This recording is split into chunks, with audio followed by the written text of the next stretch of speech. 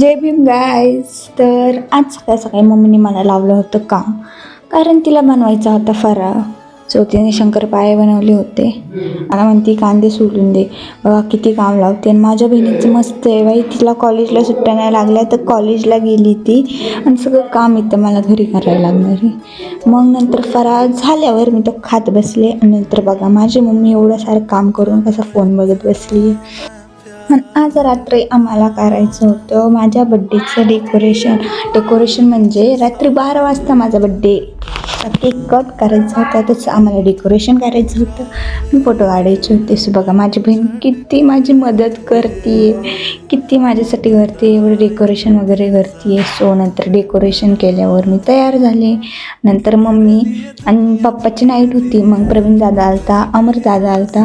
So मग आम्ही cake cut केला नंतर. आणि हा माझा 18वा बड्डे. सो फायनली मी आता 18 वर्षाची झाली. बघा एवढं छान आम्ही डेकोरेशन वगैरे केलं होतं. नंतर पूजा माव पण आली होती, आणि अनफॉर्च्युनेटली गोप्या झोपला होता. आणि मग नंतर केक वगैरे खाऊ घातला. आणि फोन येत होते, पप्पाचा फोन आलता, भाऊचा आलता, सगळ्यांचे 12 वाजता फोन येत होते. सो आता उद्या माझा बड्डे. सो बड्डेचा ब्लॉग बघण्यासाठी नक्की फॉलो करा. Okay bye.